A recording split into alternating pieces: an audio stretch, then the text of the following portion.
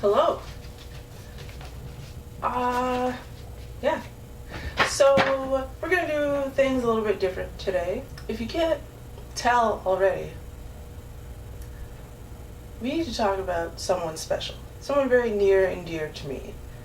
Someone that I've looked up to for a very long time because they've been writing and producing and acting from a very young age and have been very, very successful with it.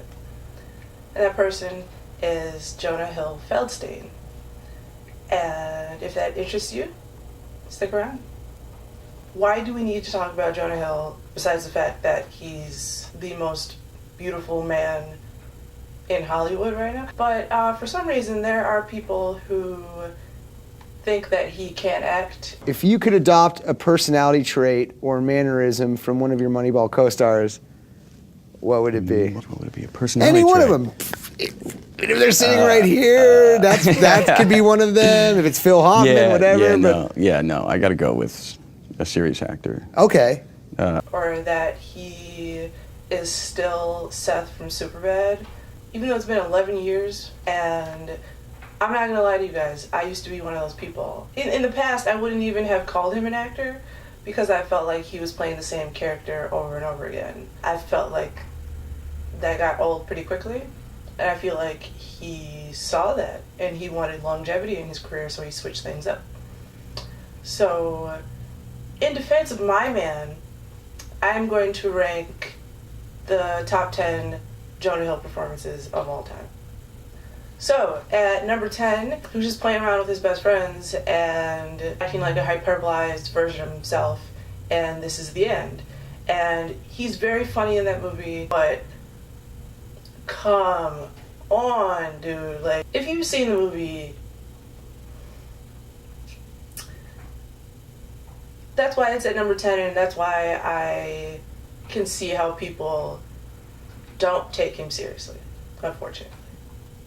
At number 9 is The Sitter, and that film, he's still playing the schmuck, the schlub, but he's doing it with kids. If you know anything about the film industry, it's not to work with animals and not to work with children, and he chooses to work with kids in projects that he has produced with his own money. You can tell he's really enjoying himself. His character has like growth and development.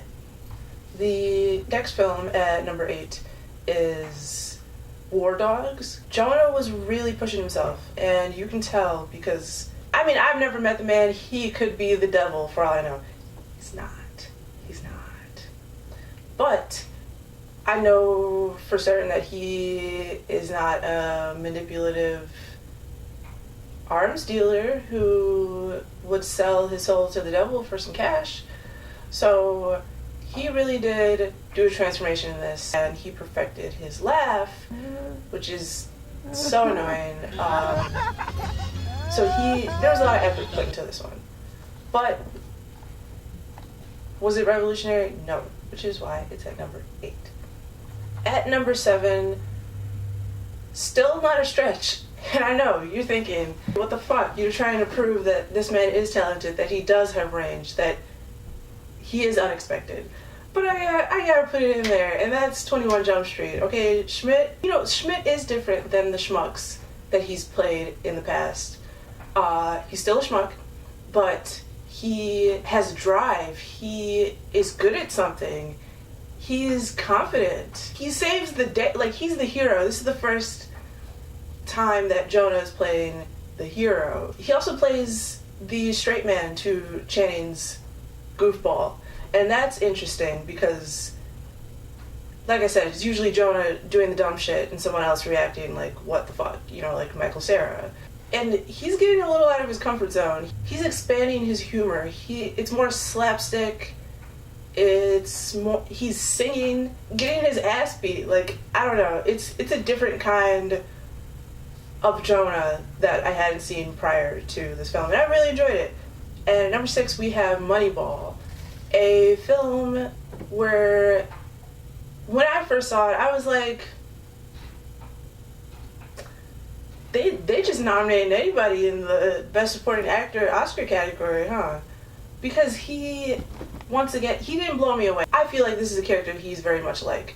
But, that being said, I'm putting it towards the middle because he is trying to shed that silly, funny guy, you know, the toddler from SNL.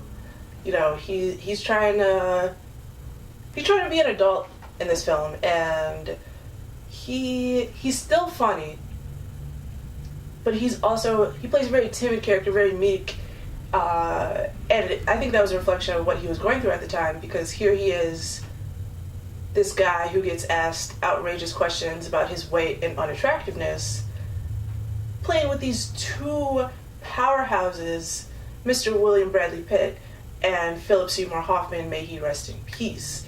And he still held his own.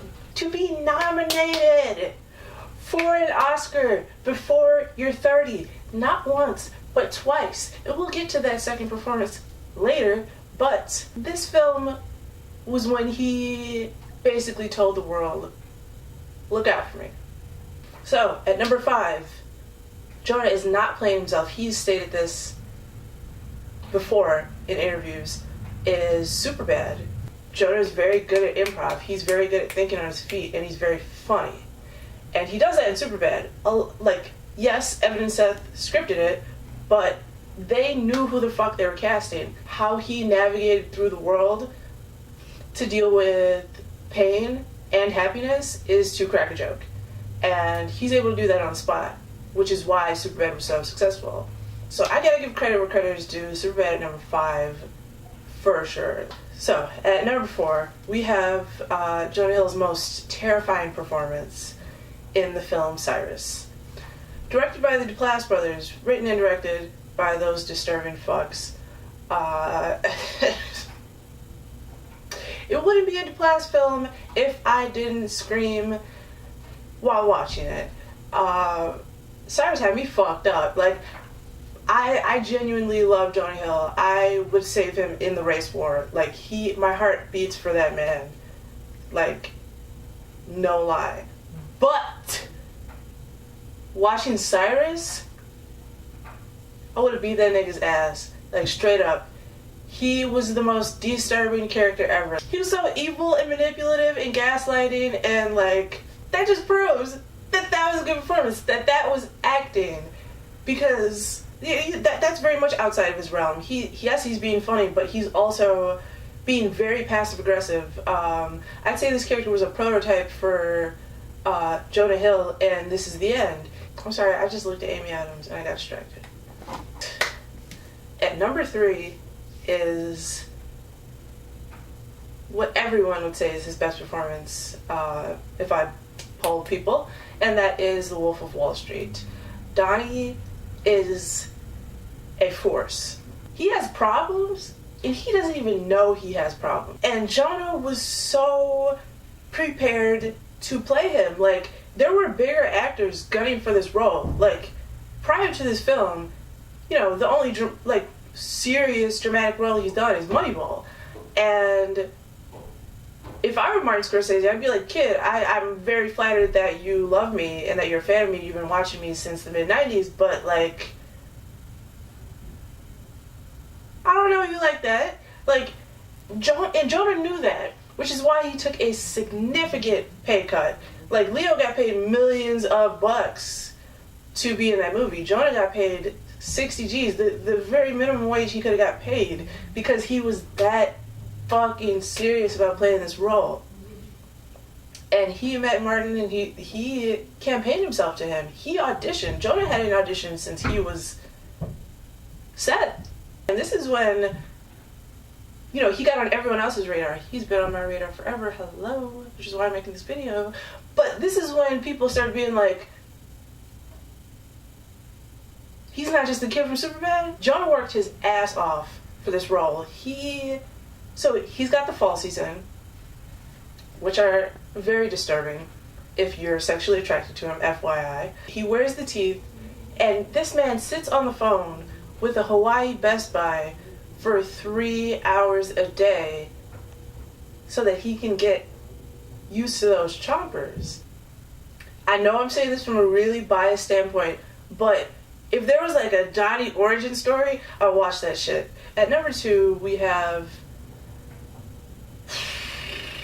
a film that when I saw the trailer, I was looking very pensive and thoughtful, and my best friend is sitting next to me, and she was looking at me, look at the trailer, because she's like, you look so stern, so serious, and she thought it was because I was like taking in Jonah. That's how well known I am for loving this man, but in reality, I was just like, what do disabled people think about this movie? And that is, don't worry, you won't get far on foot.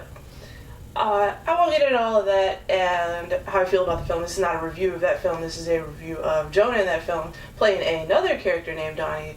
But someone I would say is like the polar fucking opposite. Like, this is a sober life coach, and he's gay. Being gay is always seen as comedic. Like, you look at those earlier Jonah Hill films, and like, being gay is always the butt of the joke. And so to go from that to this beautiful, beautiful man who is very health conscious and wealthy and soft-spoken and very comfortable person with all that he is, a triple Aries, as he states, is quite the contrast. Seeing Jonah cry is something that I could never have prepared for. I don't even know how to word it. It's just beautiful. It's fucking beautiful. Once again, he stole the show. I wanted the entire film to be about him. And at number 1 is Maniac. Hands down. He's doing everything. He's playing a depressed outcast of his family. Jonah's played an outcast before. He's played depressed before, but not like this. Like, this is clinically depressed. This is eye bags for days. Like, if you sit and watch the entire miniseries of Maniac and you don't think that this 5'7", 35 today, year-old Jewish man from LA is a thespian, Jonah was not fucking with us. He was just open. He was vulnerable. He was disturbed to the very end. But you know, he still got that humor in there. He still got that adorable little schmuck. Like, all that stuff was still there. But he's playing a grown-ass man who's going through it. I don't even have words. Just go fucking watch Maniac and you'll know why I'm so genuinely in love with this man. I love him, and if you love me, hopefully you'll give this video a like and comment, subscribe if you want to. I've been in love with this man for a very long time.